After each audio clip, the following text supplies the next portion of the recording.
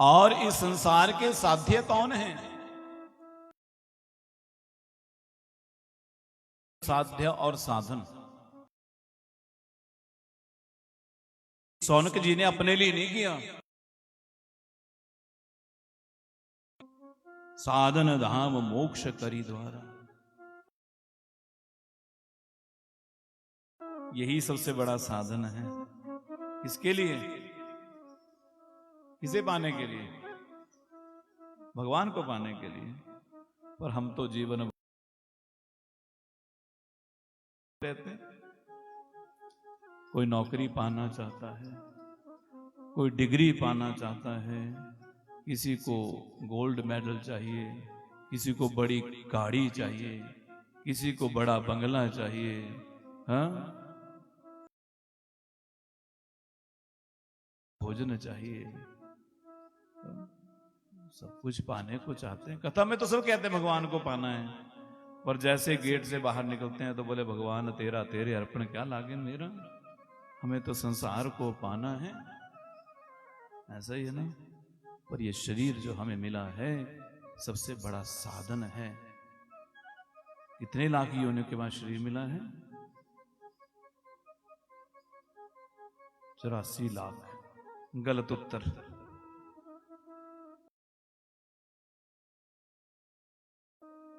है? यही सुना था ना? हाँ, सही कर देते हैं तो 83,99,999 योनियां काट चुके हैं और ये अंतिम वाली है 84 लाख में। समझ गए? उनके बाद नहीं मिला, इसको मिला के 84 लाख योनियां हैं। समझ गए? इसलिए लास्ट वाली है अभी। पर अब डिपेंड हमारे ऊपर है कि हमें दोबारा पीछे मुड़ के जाना है कि आगे बढ़ना है। विचार कर लीजिए। आप शिव पुराण की कथा सुनने आए हैं, ये प्रश्न कहा गया साध्यम शिव पद प्राप्ति साधन तस्य सेवनम। सूत जी महाराज कह रहे हैं, हे ऋषियों, बोले साध्य कौन है? बोले किसकी साधना करनी है? बोले शिव पद मिल जाए यही साध्य है। और साधन बोले उनकी सेवा करना। अब सेवा करनी है तो सेवा कैसे की जाती है? कह रहे हैं साधका सस्प्रसाद्यादो नित्यादि फल निष्प्रहा। हाँ? बोले नित्या प्रति भगवान शिव की कथा को सुनो, मनसा वाचा कर्मणा उनकी पूजा करिए। मनसा मननम तस्य महासाधनम उच्यते श्रोतव्य कीर्तितव्यश्च मंतव्यश्च महेश्वराः। कह रहे हैं यहां कि मन से मनन करिए। मन में चिंतन किसका चलना चाहिए? भगवत चिंतन चलना चाहिए, भगवान का चिंतन चलना चाहिए। ये भगवान की कथा कह रहे हैं। और सबसे पहला काम क्या करना है? ये सूत्र है भागवत जी में भी। ये सूत्र है। जब परीक्षित को सुखदेव जी कथा सुना रहे हैं और सुखदेव जी से परीक्षित जी ने प्रश्न कर दिया, म्रियमाणस्य किम कर्तव्यम, शीघ्र मरने वाले को क्या करना चाहिए? तो कह रहे हैं श्रोतव्य कीर्तितव्यश्च। वहां भी वो सुखदेव जी यही कह रहे हैं। सबसे पहला यदि भक्ति का सूत्र है, भगवत प्राप्ति का कोई सूत्र है, पहली सीढ़ी है, तो वो केवल मात्र है सुनना। पर सुनना बड़ा कठिन है। सुना ही नहीं जाता, बाकी सब हो जाता है जी। सुनने को नहीं कहना। कोई सुनता है किसी की? यहां तो गर्दनें हिला रहे हो, हम सुन रहे हैं जी आपकी कथा, पर कितनी देर? बड़ी मुश्किल से 2 घंटे मिले। और जैसे समय पूरा होता है तो लोग घड़ियां लगते हैं देखने, जल्दी करते तो ठीक था, जाना था घर। सुनना बड़ा कठिन है। जिसको सुनना आ गया जीवन में, उसका बेड़ा पार हो गया। सूत्र है भक्ति का पहला, श्रोतव्य, सुनो।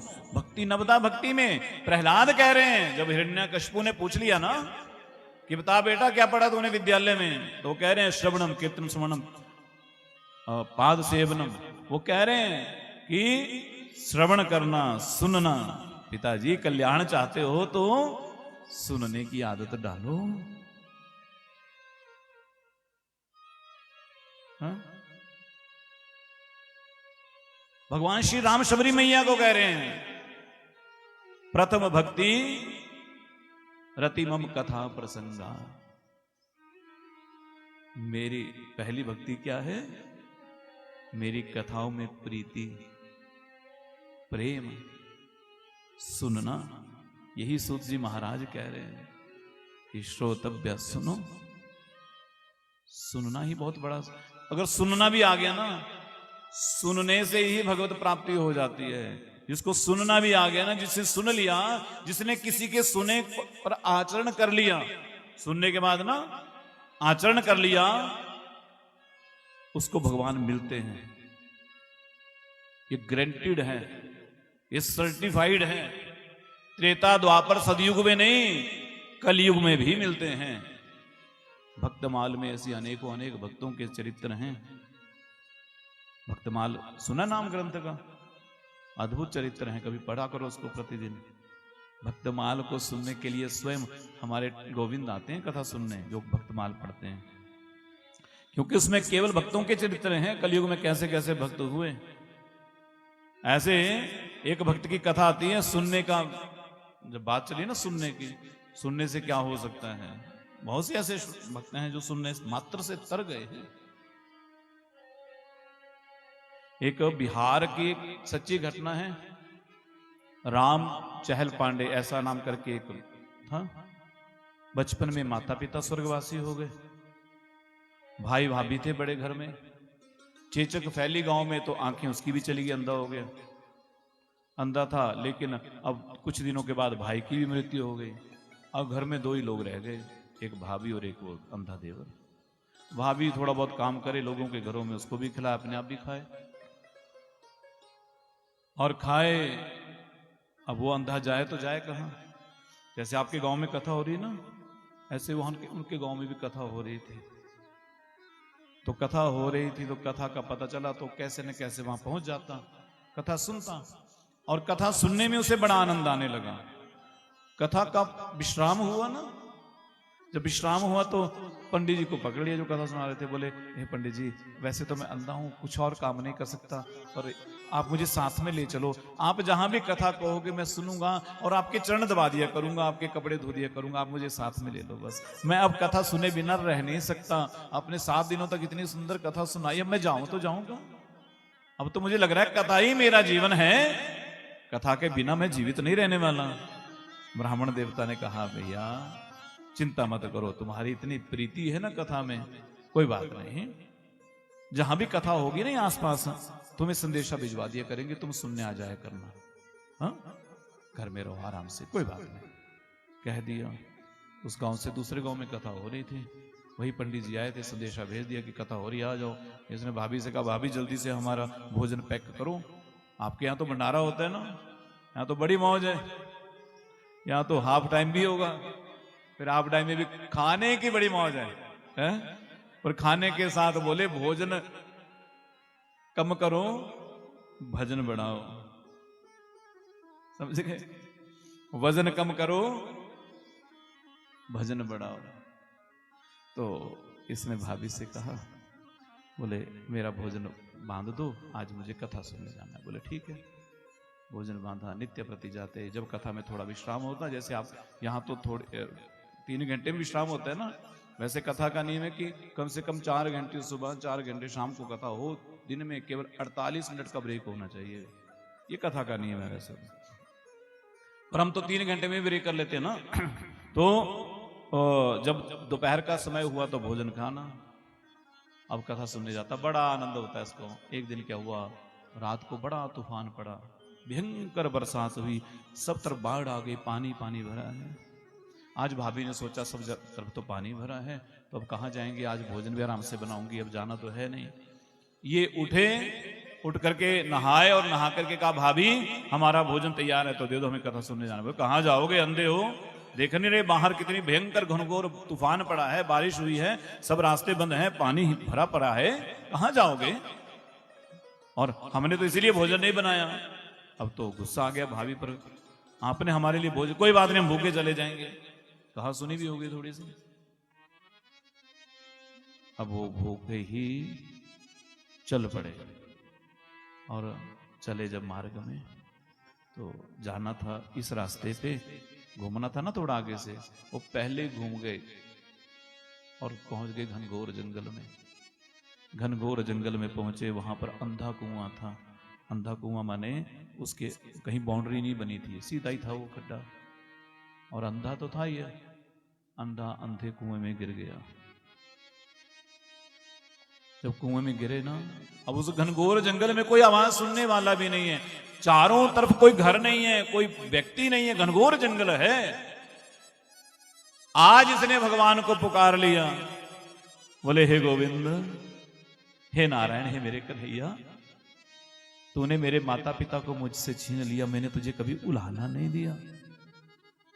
अरे तूने मेरी आंखों को छीन लिया, मैंने तुझे कभी उलाहना नहीं दिया। मेरा एकमात्र सहारा मेरा बड़ा भाई था, तूने उसे भी छीन लिया, मैंने कभी उलाहना नहीं दिया। पर मेरी प्रीति तेरी कथा में लग गई, तुझसे मेरा वो सुख भी देखा नहीं गया। हाँ, क्या तुझसे मेरा वो, मुझे ये पीड़ा नहीं है मैं गड्ढे में गिर गया, हे गोविंद, मुझे पीड़ा है कि मेरा ये जीव आज का दिन कथा के बिना ही व्यतीत हो जाएगा। क्या मैं कथा नहीं सुन पाऊंगा? जिसका कोई नहीं होता उसके मेरे गोविंद मेरे कन्हैया। पहुंच गए, आवाज लगाते, अरे कोई हमें पुकार रहा है क्या? कोई पुकार रहा है? इतने में कुएं, हाँ हाँ भैया हम हैं, जरा 10-20 आदमी बुला के लाओ, रस्सा लेके आओ, हम गहरे कुएं में गिर गए हैं, हमें निकालो बाहर। आगे बोले 10-20 की क्या, हम अकेले, वो अकेले हम बहुत गहरे हैं। बोले नहीं, ये छोटा सा गड्ढा है, पकड़ो जरा हमारा हाथ। बोले महाराज हमारी आंखें नहीं है, हम तो अंधे हैं, आप तो देख सकते हैं, आप ही हमारा हाथ पकड़ लो ना। भगवान ने नीचे अपनी लाठी की, बोले इस लाठी को पकड़ो, आ जाओ ऊपर। पकड़ करके ऊपर आगे, क्यों रे भैया आप कौन हो? अंधे ने पूछा उससे। बोले हम ना यहाँ कथा लगी है जहाँ, वहां से आ रहे हैं। बोले क्या? बोले आज ना बारिश थी और जो कथा वाचक थे उनका भी स्वास्थ्य ठीक नहीं था, इसलिए कथा आज देरी से प्रारंभ होगी, तो हम सबको बुलाने जा रहे हैं कि सब आ जाओ, कथा शुरू होने वाली है। हम जा रहे थे, हमें तुम्हारी आवाज सुनाई दी तो हम चले आए। अच्छा हाँ हाँ, तो तुम? हाँ। बोले हम भी कथा सुनने ही जा रहे हैं। बोले तो ठीक है, घाव लगे थे तो क्या कहा? बोले रुको रुको जरा इधर आओ। बोले हाँ। बोले ये लो, ये थोड़े से फूल ले जाओ, ये हमारी तरफ से व्यासपीठ पर चढ़ा देना, और रोज चढ़ा दिया करना। हाँ, वो झोली दे दिए। उसे क्या पता कि वो क्या कह रहे हैं। बोले अच्छा, और वो चल पड़े वहां से। कथा पंडाल में पहुंचे, जाकर के कथा पंडाल में पहुंचे, देखा घाव लगे हैं सब तरफ।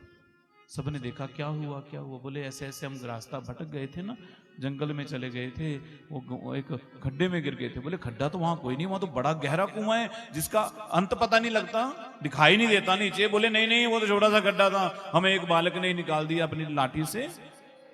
सब आश्चर्यचकित हो गए। बोले अच्छा कोई बात नहीं। बोले कथा, बोले अभी शुरू होगी, जरा अभी उतनी देर को तुम्हारी भाभी तुम्हारे लिए भोजन छोड़ करके गई है, तुम पहले भोजन कर लो और फिर उसके बाद कथा प्रारंभ हो जाएगी। कथावाचक जी के कमरे में पहुंच गए, प्रणाम किया और बोले ऐसे ऐसे भाभी आई थी तुम्हारी, तो ठीक है। पोटली को खोला, भोजन ग्रहण किया। जैसे जैसे भोजन खाते जाएं, शरीर के सारे घाव ठीक होते जाएं। जितने घाव लगे थे सब ठीक हो गए।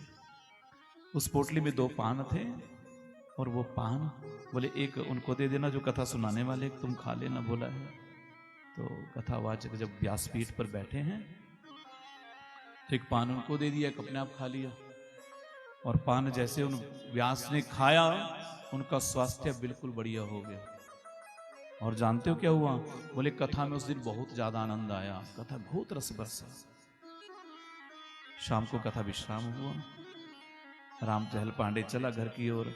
वो उस पोटली को बांध करके, बर्तन लेकर के भोजन के, और मन में विचार कर रहा है कि मैंने भाभी को सुबह ऐसे ही डांट दिया, उससे मैंने ऐसे बहस कर दी, गुस्सा कर दिया। देखो भाभी को कितनी चिंता है मेरी, कैसे भोजन लेकर के पहुंच गई वहां मुझे।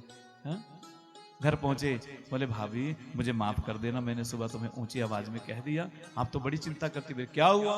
बोले आपको इतनी चिंता है मेरी कि आप स्वयं भोजन बना करके वहां छोड़ करके आई। बोले मैं तो घर से बाहर निकली ही नहीं। और जब ये कहा अब उसकी आंखों में आंसू थे। बार बार उस पोटली को स्पर्श करे, भगवान का ध्यान करे। बोले गोविंद, क्या तुम्हारे जैसा कोई दूसरा हो सकता है? बोले तुम मेरे लिए एक नन्हे से बालक बन गए, मेरी भाभी का रूप बना करके आ गए। पूरी रात सोए नहीं, पूरी रात आंखों से झरझर आंसू बहते रहे। दूसरे दिन कथा प्रारंभ होने से पहले पहुंच गए। सारा वृतांत उन व्यास जी को सुनाया, उनकी आंखों में भी आंसू आ गए। ऐसा अद्भुत चरित्र, ये सुनने की महिमा है।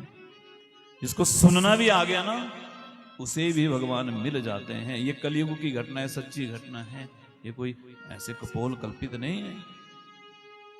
इसलिए सुनने का अभ्यास डालिए, प्रतिदिन सुनिए, प्रतिदिन सुनिए। और सुनने के बाद क्या करना है? फिर बोले, फिर उनकी लीलाओं को गाइए। कीर्तितव्यश्च,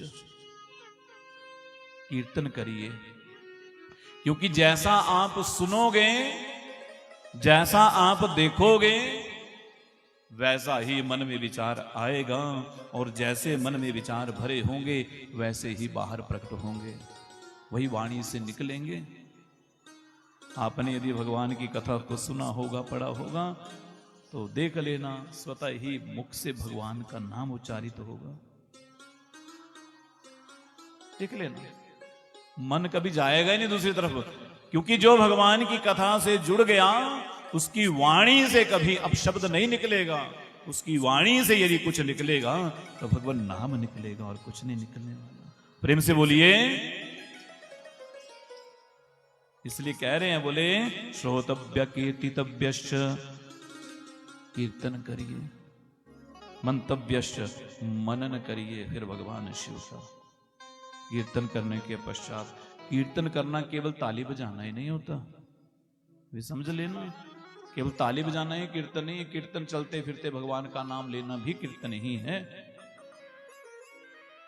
और ये 3 साधन बतलाए गए हैं भगवत प्राप्ति के, शिव प्राप्ति के। कौन कौन से?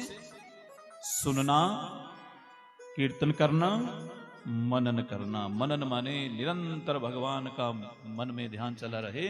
जैसे एक माँ नित्य प्रति अपने बच्चों की उनको याद नहीं करवानी पड़ती, करवानी पड़ती है, स्वतः बनी रहती है ना, वैसे ही बोले मन में निरंतर भगवान की याद बनी रहे। और ये सब कहां से मिलेंगे? बोले सत्संगमेन भवति श्रवणम पुरस्तात्, संकीर्तनम पशुपतेरथ तदिडम सयात। ये सब मिलने वाला है, कहां से आएगा? बोले सत्संग से आएगा, भगवान की कथा से आएगा। हाँ?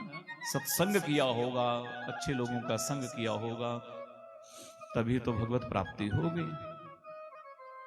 तुलसी बाबा कहते हैं ना, बड़ी सुंदर चौपाई है, सबको आती है। क्या कहते हैं?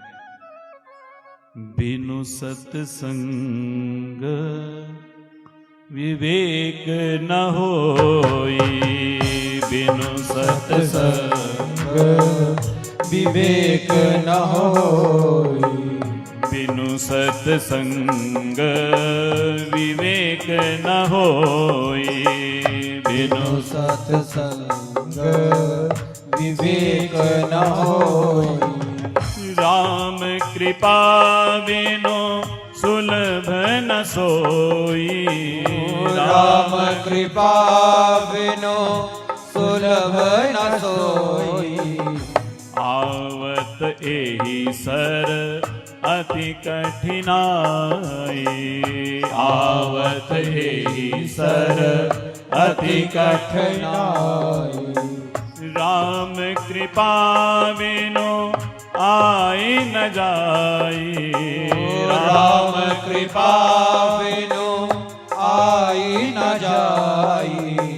बिनु सत्संग विवेक न होई, बिनु सत्संग विवेक न होई। ये सत्संग ही है जो हमारे जीवन को बदलता है। बिनु सत्संग विवेक न होए। तभी तो गाते ना, पंजाबी पहाड़ी में गाते, क्या गाते हैं? ओ तां बड़े नसीबा वाले जेड़े सत्संग जांदे ने। आइए 2 पंक्तियां गुनगुनाते हैं ऐसे, है ना। ਉਹ ਤਾਂ ਬੜੇ ਨਸੀਬਾਂ ਵਾਲੇ ਜਿਹੜੇ ਸਤਸੰਗ ਜਾਂਦੇ ਨੇ। ਉਹ ਤਾਂ ਬੜੇ ਨਸੀਬਾਂ ਵਾਲੇ ਜਿਹੜੇ ਸਤਸੰਗ ਜਾਂਦੇ ਨੇ। ਉਹ ਤਾਂ ਬੜੇ ਨਸੀਬਾਂ ਵਾਲੇ ਜਿਹੜੇ ਸਤਸੰਗ ਜਾਂਦੇ ਨੇ। ਉਹ ਤਾਂ ਬੜੇ ਨਸੀਬਾਂ ਵਾਲੇ ਜਿਹੜੇ ਸਤਸੰਗ ਜਾਂਦੇ ਨੇ। ਉਹ ਜਿਹੜੇ ਸਤਸੰਗ ਜਾਂਦੇ ਨੇ, ਜਿਹੜੇ ਸਤਸੰਗ ਜਾਂਦੇ ਨੇ। ਜਿਹੜੇ ਸਤਸੰਗ ਜਾਂਦੇ ਨੇ, ਜਿਹੜੇ ਸਤਸੰਗ ਜਾਂਦੇ ਨੇ। ਉਹ ਜਿਹੜੇ ਸਤਸੰਗ ਜਾਂਦੇ ਨੇ, ਜਿਹੜੇ ਸਤਸੰਗ ਜਾਂਦੇ ਨੇ। ਜਿਹੜੇ ਸਤਸੰਗ ਜਾਂਦੇ ਨੇ, ਜਿਹੜੇ ਸਤਸੰਗ ਜਾਂਦੇ ਨੇ। ਉਹ ਤਾਂ ਬੜੇ ਨਸੀਬਾਂ ਵਾਲੇ ਜਿਹੜੇ ਸਤਸੰਗ ਜਾਂਦੇ ਨੇ। ਉਹ ਤਾਂ ਬੜੇ ਨਸੀਬਾਂ ਨਾਲੀ ਸੇਵਾ ਵਾਲੇ ਜਿਹੜੇ ਹਰੀ ਬੋਲ। ਸਤਸੰਗ ਜਾਂਦੇ ਨੇ।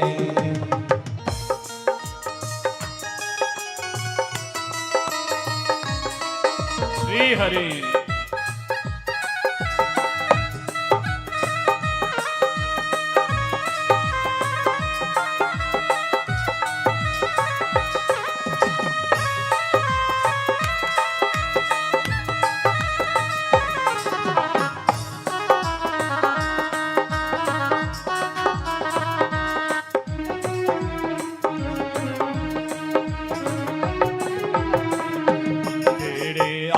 ਗੁਰਾਂ ਦੀ ਸ਼ਰਣੀ ਉਤਮ ਹੋ ਗਈ ਉਹਨਾਂ ਦੀ ਕਰਨੀ। ਜਿਹੜੇ ਆਏ ਗੁਰਾਂ ਦੀ ਸ਼ਰਣੀ ਉਤਮ ਹੋ ਗਈ ਉਹਨਾਂ ਦੀ ਕਰਨੀ। ਜਿਹੜੇ ਆਏ ਗੁਰਾਂ ਦੀ ਸ਼ਰਣੀ ਉਤਮ ਹੋ ਗਈ ਉਹਨਾਂ ਦੀ ਕਰਨੀ। ਜਿਹੜੇ ਆਏ ਗੁਰਾਂ ਦੀ ਸ਼ਰਣੀ ਉਤਮ ਹੋਈ ਉਹਨਾਂ ਦੀ ਕਰਨੀ। ਉਹ ਤਾਂ ਆਪੇ ਪਾਰ ਲਗਾਉਂਦੇ ਜਿਹੜੇ ਸਤਸੰਗ ਜਾਂਦੇ ਨੇ।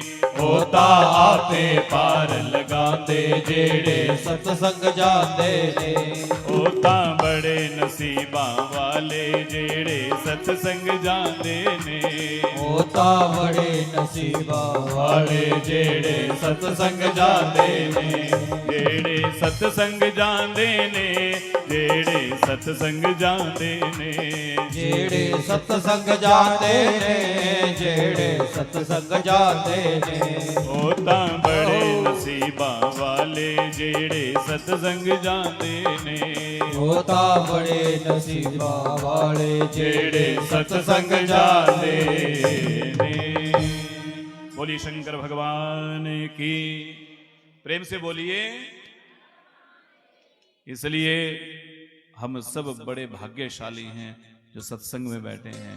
बिनु सत्संग विवेक न होई, राम कृपा बिनु सुलभ न सोई। भगवान की कृपा जब तक नहीं होगी तब तक हम सत्संग में बैठ नहीं सकते। आवत यही सर अति कठिनाई, राम कृपा बिनु आई न जाए। ये अवसर बड़ी कठिनाई से मिलता है। यही सूजी महाराज कह रहे हैं, बोले सुनना कहां से प्रारंभ होगा? बोले सत्संग में, कथा में। और जब श्रवण पुष्ट हो जाए, सुनना हमारा ठीक हो जाए तो संकीर्तन दृढ़ हो जाता है। जब संकीर्तन प्रारंभ हो जाए तो मनन प्रारंभ हो जाता है। तो कह रहे हैं, बोले एक बार व्यास जी सरस्वती नदी के किनारे बैठे थे और सनकादियों का आगमन हुआ। तो उन्होंने, व्यास जी ने सनकादिक मुनियों से प्रश्न किया, मुक्ति का साधन पूछा। उन्होंने भी यही कहा कि बोले व्यास जी, श्रवणम कीर्तनम शंभो मरणम च महत्तरम। बोले निरंतर भगवान शिव का नाम सुनो, कीर्तन करो, मनन करो। इसी से जो है मुक्ति होगी, भगवत प्राप्ति होगी। वेद का सार यही है। और बोले जो श्रवण भी नहीं कर सकता, जिससे कीर्तन भी नहीं होता, जिससे मनन भी नहीं होता, वो क्या करे फिर? कहीं ऐसे भी होते हैं ना जो कथा में नहीं बैठ सकते। कीर्तन में ताली बजाने में शर्म आएगी, आएगी ना? हम थोड़ी बजाएंगे ताली, हम तो बड़े आदमी हैं। हमको कीर्तन में ताली, तो छोटे लोगों का काम है, कम पढ़े लिखों का काम है ताली बजाना कीर्तन में। हम तो पढ़े लिखे हैं। क्योंकि जो लोग ज्यादा जानते हैं भगवान को कम पहचानते हैं, यही है ना। और वो ज्यादा जानते नहीं, जो ज्ञान हमें भगवान से दूर कर दे, वो वास्तव में ज्ञान हो ही नहीं सकता। समझ गए? ज्ञान तो वो है जो परमात्मा से मिला दे। आपकी पूजा, आपकी कथा सुनना, आपकी भक्ति, आपका कर्मकांड, आपके वेदों के मंत्र, यदि उन मंत्रों को पढ़ते समय आपके तार भगवान से नहीं जुड़ रहे तो वो सब कर्मकांड ही है, परिश्रम ही है, वो कुछ नहीं है। आप भगवान शिव के मंदिर में बैठे हो, जल चढ़ा रहे हो, जल चढ़ाते समय यदि आपके तार भोले बाबा से जुड़े नहीं हैं तो केवल परिश्रम ही है, कुछ नहीं है। इसलिए पूजा, भक्ति, कर्मकांड, मंत्र भगवान से मिलाने वाले होते हैं, भगवान से दूर करने वाले नहीं होते। तो बोले महाराज जिनका मन लगता ही नहीं है कथा में, ना सुनने में, ना कीर्तन करने में, उनका कैसे कल्याण हो? तो कहा बोले ऐसे लोगों का कल्याण करने के लिए बोले भगवान शिव की पूजा करनी चाहिए। जिनका कथा में मन नहीं लगता ना, तो बोले भगवान शिव की पूजा करें। सूत जी से कह रहे हैं शौनक, बोले भगवान शिव की पूजा? बोले हाँ, जिसका कथा में मन ना लगे, कीर्तन में मन ना लगे, मनन ना कर पाए, तो बोले पूजा तो कर ही सकता है। बोले वो तो ठीक है महाराज, पर हमने देखा है कि सब देवताओं की पूजा मूर्ति में होती है, पर भगवान शिव के तो शिवलिंग की भी पूजा होती है, मूर्ति की पूजा होती है, ऐसा क्यों है? बाकी देवताओं की तो केवल मूर्ति में होती है, देखा होगा आप लोगों ने, पर भगवान शिव तो साक्षात मूर्ति में भी खड़े हैं, ज्योतिर्लिंग के रूप में खड़े हैं, शिवलिंग के रूप में विराजमान है, नर्मदेश्वर के रूप में विराजमान है। तो बोले ऐसा क्यों है? बोले सनत कुमार कहते हैं, बोले ऐसी ही ये जो घटना आप कह रहे हैं ना, हम जान गए, आपको सुनना क्या? बोले क्या? बोले आपको सुनना है कि शिवलिंग की उत्पत्ति कैसे हुई। ठीक है, तो आपको भी सुनना है। अब आपके लिए एक प्रश्न आ रहा है। अब आपको हम देखते हैं कि आपने 9वीं बार सुन रहे ना कथा, तो बताइए आगे अभी पर्व कौन सा आने वाला है? महाशिवरात्रि। इस दिन क्या हुआ था? शिव विवाह है जी? क्या हुआ था जी? शिव विवाह है जी? कर लो डिसाइड आपस में, अगर कोई नहीं तो चर्चा कर लो। हाँ? बताइए, शिव विवाह हुआ तो नहीं, कुछ तो हुआ था ना उस दिन, है जी? शिव विवाह हुआ था। जो ऐसा मानते शिव विवाह हुआ, हाथ खड़ा करो जरा। जितने लोग ऐसा मानते हाथ खड़ा करो जो शिव विवाह मानते हैं। 1 2 3 5 7 है। अच्छा, जो और कुछ मानते वो हाथ खड़ा करो। तो जो ये और कुछ मानते हो बताओ क्या हुआ था? बताओ जी, कॉन्फिडेंस होना चाहिए अपने ऊपर, आत्मविश्वास। क्या हुआ था उस दिन? है जी? किस रूप में हुई थी? बहुत बढ़िया, यही सही उत्तर है। ताली बजाओ माता जी के लिए, यह सही उत्तर है। यही कथा आ रही है ना। हम लोग क्या करते हैं, शिवरात्रि को बोलते हैं शिव विवाह की शुभकामनाएं। शिवरात्रि को विवाह नहीं हुआ, विवाह किसी और दिन हुआ, बताएंगे आपको, है जी? ठीक है ना? तो क्या हुआ? अब नंदिकेश्वर कह रहे हैं, सनत कुमारों ने भी पूछा एक बार कि ये 2 रूपों में कैसे पूजा होती है, कैसे प्रारंभ हुई, सबसे पहले किसने पूजा की है शिवलिंग के रूप में भगवान शिव की, ये बतलाया। तो क्या हुआ जानते हो? एक बार ब्रह्मा जी ब्रह्मलोक में बैठे थे, तो विचार आया, बोले संसार को बनाने वाले तो हम ही हैं, सबसे बड़े हम ही, हमारे से सब छोटे हैं, तो हमारा कोई मान सम्मान भी करे। तो क्या किया? अपने दाढ़ी पे हाथ घुमाते घुमाते पहुंच गए वैकुंठ में, जहां भगवान नारायण लेटे हुए थे और सारे देवी देवता उनकी स्तुति कर रहे थे। भगवान के पार्षद पास में खड़े थे, 4 भुजाओं वाले, और पार्षद खड़े थे तो सब उनकी स्तुति कर रहे थे। ब्रह्मा जी गए दाढ़ी पे हाथ घुमाते, बेटा तुम्हारे पिताजी आए, खड़े हो, प्रणाम करो, हमें लेटे हो। अब भगवान कहते हैं इनको हमने ही प्रकट किया और हमें बेटा कह रहे हैं। तो भगवान नारायण कहते, बोले हम आपके पिता हैं। बोले तुम्हें दिखाई नहीं दे रहा हमारी दाढ़ी सफेद होगी, तुम्हारी तो अभी दाढ़ी भी नहीं आई और अपने को हमारे पिताजी कह रहे हो। और दोनों में द्वंद्व प्रारंभ हो गया। एक बोले मैं बड़ा हूं, दूसरा कहे मैं बड़ा हूं, और ऐसा कहते कहते युद्ध प्रारंभ हो गया। भगवान विष्णु और ब्रह्मा जी का युद्ध प्रारंभ हो गया, और जब आपस में युद्ध करने लगे तो देवता भयभीत हो गए। देवताओं को लगा ये तो एक सृजन करता एक पालन करता, ये दोनों में अगर लड़ाई प्रारंभ होगी तो मामले गड़बड़ हो गया। सृष्टि चलेगी तो चलेगी कैसे? अब सबके सब देवता जब दोनों में भयंकर संग्राम प्रारंभ हुआ तो पहुंच गए जाकर के कहां? भोले बाबा की शरण में, और पुकारने लगे महादेव को। क्या कह रहे हैं? शिव भोला भंडारी। आइए 2 पंक्तियां गुनगुनाएंगे, भजन फिर कल सुनाएंगे, आज थोड़ा सा ऐसे बोला रहते हैं ना। शिव भोले भंडारी शरण हम आए तिहारी, शिव भोले भंडारी शरण हम आए तिहारी, शिव भोले भंडारी शरण हम आए तिहारी, शिव भोले भंडारी शरण हम आए तिहारी, आए तिहारी भोले आए तिहारी, आए तिहारी भोले आए तिहारी, आए तिहारी भोले आए तिहारी, आए तिहारी भोले आए तिहारी, शिव भोले भंडारी शरण हम आए तिहारी, शिव भोले भंडारी शरण हम आए तिहारी, उमा रमण शंभो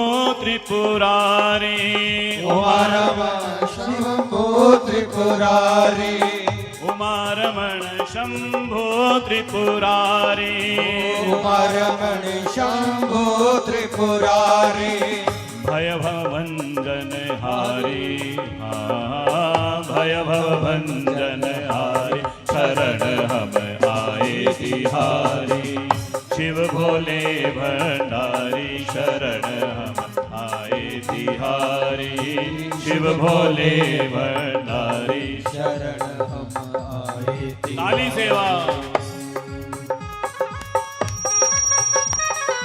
सब देवता भगवान शिव को पुकार रहे हैं।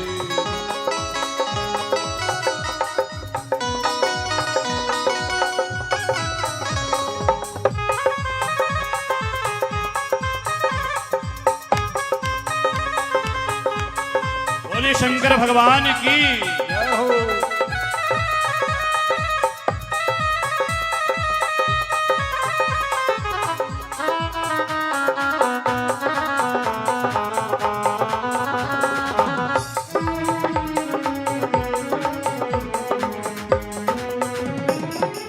बाघंबर तेरे अंग पे सोहे, बाघंबर तेरे अंग पे सोहे, बाघंबर तेरे अंग पे सोहे, बाघंबर तेरे अंग पे सोहे, हाथ त्रिशूल है धारी, हाथ त्रिशूल है धारी शरण हम आए तिहारी, शिव भोले भंडारी शरण हम आए तिहारी, शिव भोले भंडारी शरण हम आए तिहारी, शिव भोले भंडारी शरण हम आए तिहारी, आए तिहारी भोले आए तिहारी, आए तिहारी भोले आए तिहारी, आए तिहारी शंकर आए तिहारी, आए तिहारी शंकर आए तिहारी, शिव भोला भंडारी शरण हम आए तिहारी, शिव भोला भंडारी शरण हम आए तिहारी, शिव भोला भंडारी शरण हम आए तिहारी, शिव भोला भंडारी शरण हम आए तिहारी। बोलिए शंकर भगवान की जय हो। प्रेम से बोलिए। ऐसे ढीली ढाली हर हर महादेव नहीं चाहिए, जोर से बोलिए हाँ, आवाज आनी चाहिए कानों तक महादेव के पहुंचने। ऐसे देवताओं ने भी कहा, बोले महादेव रक्षा करिए, त्राही माम, हर हर महादेव। बोले बाबा को जब पुकारा तो महादेव कहते क्या हुआ? बोले सारी घटना सुना दी, बोले निश्चिंत हो जाओ, कुछ नहीं होने वाला। हमारे हैं अभी जब ब्रह्मा और विष्णु के बीच में वो युद्ध चला था, एक तरफ से पशुपात अस्त्र चलाया जा रहा था, एक तरफ से देखिए भगवान विष्णु माहेश्वर अस्त्र का संधान किए थे। उसी समय उन दोनों के मध्य में एक ज्योतिर्लिंग प्रकट हो गया, ज्योतिपुंज प्रकट हो गया, अग्नि का स्तंभ। दोनों ने देखा, बोले ये कैसा स्तंभ प्रकट हो गया? अब तो ब्रह्मा जी भी आश्चर्यचकित होकर के देखें, विष्णु जी भी देखें, बोले ये क्या, कौन आ गया? ब्रह्मा जी कहते हैं देखो भाई, हम युद्ध इतने वर्षों से कर रहे हैं, कोई जीत नहीं रहा, कोई हार नहीं रहा। बोले अब निर्णय हो जाएगा। बोले कैसे? बोले विष्णु जी आप इस स्तंभ के नीचे जाएंगे, इसका अंत अगर आपने खोज लिया तो आप बढ़े और मैं ऊपर जाऊंगा, यदि मैंने ऊपर का छोर ढूंढ लिया तो मैं बढ़ा, बस यही निर्णय हो जाएगा हम दोनों में। बोले ठीक है। तो ब्रह्मा जी ने हंस का रूप बनाया, नारायण ने सूकर का, सूअर का रूप बना करके नीचे को जाने लगे। बहुत से वर्षों तक उस ज्योति स्तंभ में खोजते रहे, अंत नहीं मिला।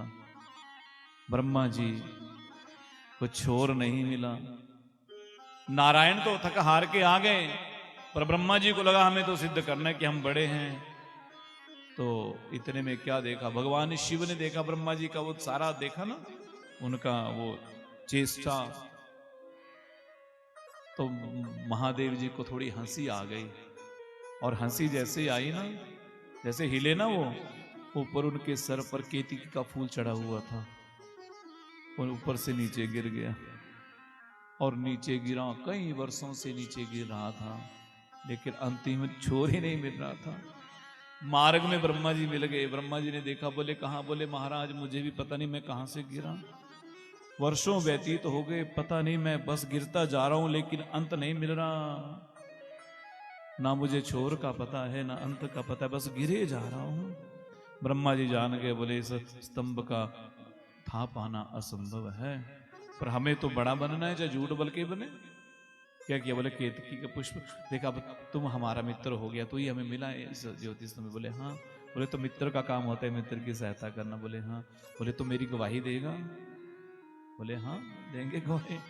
बोले क्या? बोले झूठी देनी है, पर सच्ची नहीं देनी, झूठी गवाही। बोले कोई नहीं, अब मित्र हो गए तो मित्र के लिए झूठी बोल देंगे। बोले क्या? बोले जब हम जाए ना, और जब विष्णु पूछें कि इन्होंने अंत देख लिया, तो कहना हम हमें लेके आए वहां से, जहां छोर था अंतिम छोर, वहीं से हमें लेकर के आए, तुम्हें ये कहना है बस। ब्रह्मा जी और केतकी का फूल लेकर के बड़े प्रसन्न होकर के आ गए। बोले विष्णु जी हाँ बताइए, मिला? बोले नहीं, हमें तो नहीं मिला।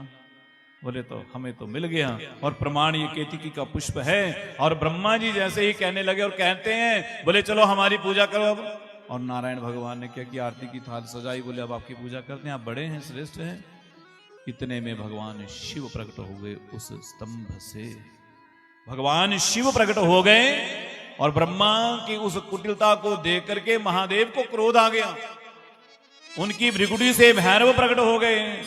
बोले बाबा क्या करना है? बोले जाओ, जिस मुख से ब्रह्मा ने असत्य भाषण किया है, झूठ कहा है, उस सर को काट दो। ब्रह्मा जी के 5 सर थे, एक सर काट दिया, रह गए 4।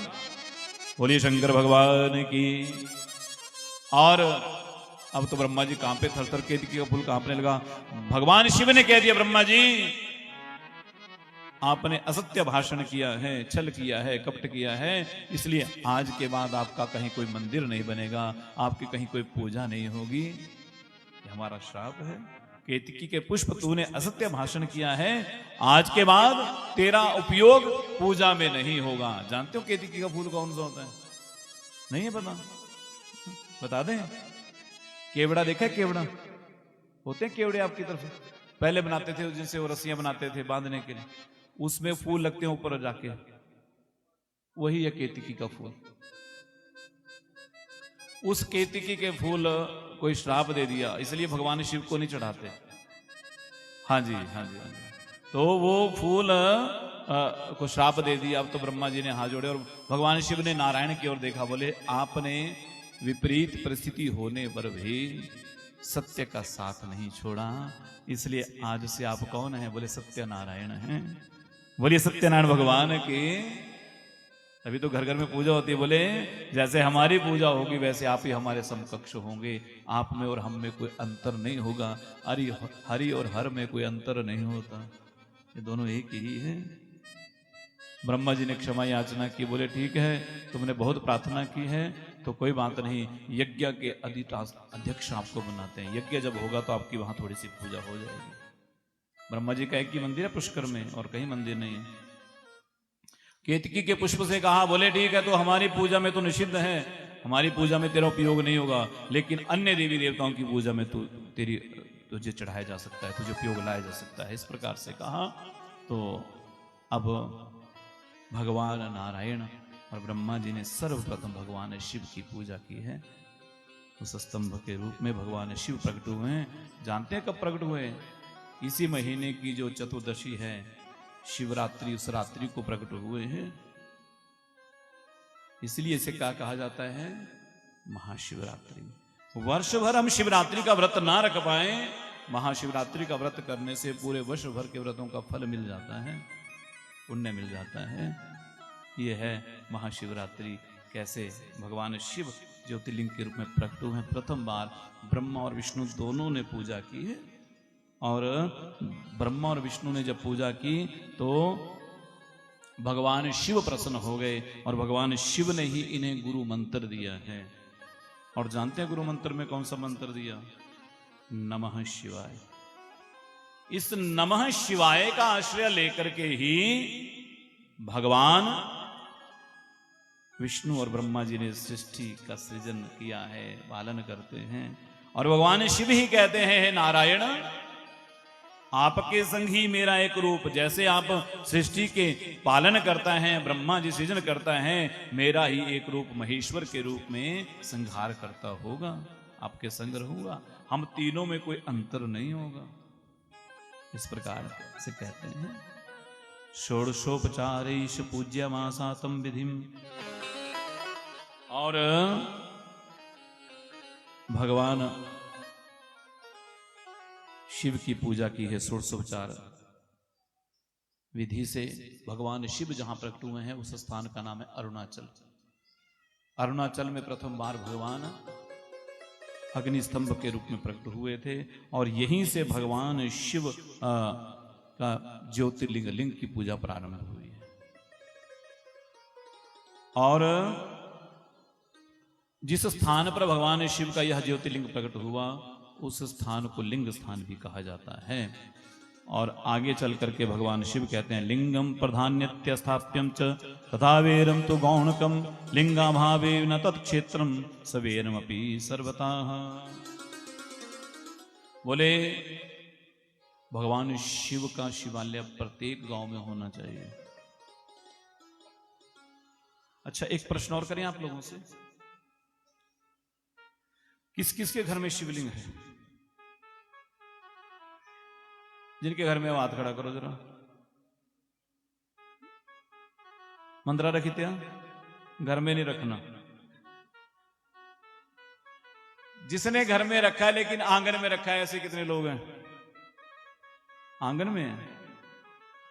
आंगन में कभी शिवलिंग नहीं रखना चाहिए, ये भगवान शिव का अपमान है। ये क्या है? अपमान है। ये पता नहीं कहां से पढ़ा दिया, किसने बता दिया कि शिवलिंग को घर के अंदर नहीं रखते। विश्व पुराण कहता है, लिंग पुराण पढ़िए, इसमें सब विधान दिए हुए हैं। सब कुछ छोड़ दो, पुराण भी नहीं पढ़ सकते तो जो कर्मकांड करते हैं ना, जिन्होंने कर्मकांड की किताबें रखी हैं, उसमें एक पुस्तक है कर्मठ गुरु, उसमें 5 देवताओं की पूजा का विधान है नित्य प्रति घर के अंदर। पता है कौन कौन से देवता होते हैं अपने घर के अंदर? पता है? गर्व से कहो, हम क्या हैं? बोलो बोलो तो फिर गर्व से कहो। डर के कह रहे हैं क्या? कोई शंका है, कोई संशय है? कुछ हाथ उठा के कहो, गर्व से कहो। अभी भी डर रहे हैं, गर्व से कहो। पर हमें यह पता नहीं कि घर के अंदर 5 देवता कौन कौन से होते हैं। पहले वाले बताओ कौन है? है जी? पहले वाले बताओ कौन है जी? गणेश जी। हाँ ठीक हो गया, गणेश जी। और दूसरे वाले गौरी। ठीक है, थोड़ा ठीक पहुंच गए ठिकाने पर, थोड़ा चलो ठीक है, ऐसे प्रॉपर नहीं पहुंचे। दुर्गा मैया। हाँ चलो, गौरी भी उन्हीं का स्वरूप है। तीसरे ब्रह्मा जी। ये तो मना कर दिया, इनकी पूजा नहीं करनी है। हैं? राधे कृष्ण हो गए, नारायण हो गए, शालिग्राम हो गए, विष्णु लक्ष्मी नारायण जो भी है ना, वो सब एक ही स्वरूप है। चलो कितने नंबर वाले हो गए ये? 3 नंबर वाले है ना। अब चौथे बताओ। 30 वर्षों से कथा सुन रहे हो हैं जी? वो तो बाहर रखे आंगन में हैं, वो तो बाहर निकाल दिया आप लोगों ने पूजा के कमरे से। बेचारे महादेव जी हमारे, जिनकी कथा सुन रहे हो, हर हर महादेव कह रहे हो, पर घर में जब जाओगे, जो आंगन में शिवलिंग, जो बेचारा धूप में कभी कुत्ते चाटते होंगे, कभी बरसात पड़ती होगी, पता नहीं ना जाने क्या क्या होता होगा, कैसे नजरें मिलाओगे? चलो शिव जी भी हैं चौथे। 5वें बताओ फिर। 5वें बताएंगे तो मान जाएंगे आप लोगों को।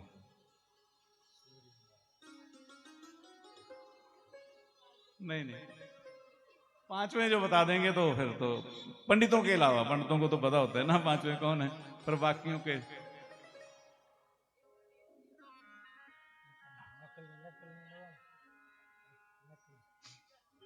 हैं जी? नहीं, ये सारे एक ही हैं। लक्ष्मी नारायण, बाल गोपाल, सीताराम, सब एक ही हैं। बताओ जी 5वें कौन है? तो कह दो, गर्व से कहो, बोलो। ये क्यों शर्मा रहे हो? हाथ उठा के बोलो, गर्व से कहो। पर गीता का एक श्लोक नहीं आता, रामायण की एक चौपाई नहीं आती, एक मंत्र नहीं आता। हमें पता नहीं घर के अंदर 5 देवता कौन से। तभी तो मुसलमान कब्जे कर रहे घरों में आके, तभी तो मामला गड़बड़ हो रहा है ना। और हम कहां जाते हैं माथा टेकने? बाजारों पर। और गुग्गा जहारवीर को बना दिया पीर। कोई लखदाता पीर, कोई गुग्गा जहार पीर, कोई ख्वाजा पीर, कोई फलाना पीर। देवी देवता कम हो गए, अपने देवी देवताओं के नाम याद नहीं कि घर के अंदर 5 देवता कौन से होते हैं। 5वां बता दें? हा? जो नित्य प्रति जिनकी पूजा करनी है वो सूर्य नारायण। समझ गए? आगे समझ में? पहले हैं गणपति, दूसरे हैं मां भगवती जगदम्बा दुर्गा, तीसरे भगवान शिव, चौथे लक्ष्मी नारायण, उनके बाल गोपाल, सीताराम, जो भी रूप है वो सारे हो सकते हैं, और 5वें हैं सूर्य नारायण। अब जिसका जो इष्ट है वो मध्य में रहेगा, वो विधान अलग से है, और अलग से वो सारे चारों तरफ बैठेंगे। जो गणेश को अपने इष्ट मानते हो, गणेश जी को मध्य में रखेंगे। जो दुर्गा को मानते हो, दुर्गा जी को मध्य में रखेंगे। जो शिव जी को मानते हो, शिव जी को रखेंगे। जो ठाकुर जी को मानते हो, ठाकुर जी। सूर्य भगवान को मानते हो, सूर्य भगवान को। ये 5 देवता हमारे घर के भीतर होने ही चाहिए, बाहर नहीं। हाँ, बड़ी मूर्ति के लिए मंदिर चाहिए, बड़ी मूर्ति घर के अंदर नहीं रखनी। 9 इंच से बड़ी मूर्ति घर के अंदर नहीं चाहिए। 9 इंच से छोटी मूर्ति घर के अंदर ही रखनी चाहिए। आ गया समझ में? अब भूलेंगे तो नहीं। शिवलिंग को कभी बाहर नहीं। वो पुस्तक कह रही है, उसमें लिखा हुआ है कि भगवान शिव का स्थान कौन सा है। हनुमान। और देखिए एक बात और कह दूं आपसे, आजकल बड़ा एक काम चला हुआ है, आजकल गांव गांव में, 2-4 गांव में कुछ मंदिर बहुत ज्यादा प्रकट हो गए, देवताओं के मंदिर। कोई नवग्रह के मंदिर बना रहे हैं, कोई शनि जी का मंदिर बना रहे हैं ना। और आप बताइए, आपने आज से 30-35 वर्ष पहले देखा था कहीं शनि का मंदिर? महाराष्ट्र के सिवा शायद कहीं और हो। या ये जो अपने बुजुर्ग बोलते हैं, जिनको पांडे बोलते हैं ना, वो अपने घरों में रखते थे शनि जी की मूर्ति, उनकी पूजा करते थे वो, क्योंकि उनका ही दान वो खाते हैं, इसलिए वो पूजा करते थे। बाकी आम जगह मंदिर नहीं होता था इनका। और अब लोगों ने क्या कर दिया, अब तो चाहे शिवालय है, चाहे ठाकुर जी का मंदिर है, माता का मंदिर है, शनि जी की मूर्ति भी रख देंगे। और तेल चढ़ाए जाओ। फिर वो तेल का क्या करेंगे बाद में? उसी तेल का करेंगे भंडारा। जो आपने टाला किया अपना, उसी को खाएंगे। फिर हो गया टाला। शनि का दान कोई आम आदमी नहीं खा सकता। वो जो उसका भजन पूजन जब जिनको अधिकार दिया वही खा सकते हैं। इसलिए ये शास्त्र में कहा गया कि इन 5 देवताओं के सिवा किसी का मंदिर नहीं होना चाहिए। जो 5 देवताओं को बतलाए, इन 5 के सिवा केवल किसका हो सकता है? ग्राम देवता, सिद्ध, इनके मंदिर हो सकते हैं। भगवान शिव का ही स्वरूप हनुमान जी हैं, उनका मंदिर हो सकता है। जगदम्बा के अनेक रूप हैं, मां भगवती के अनेक रूपों में नाम है, तो वो मंदिर हो सकता है।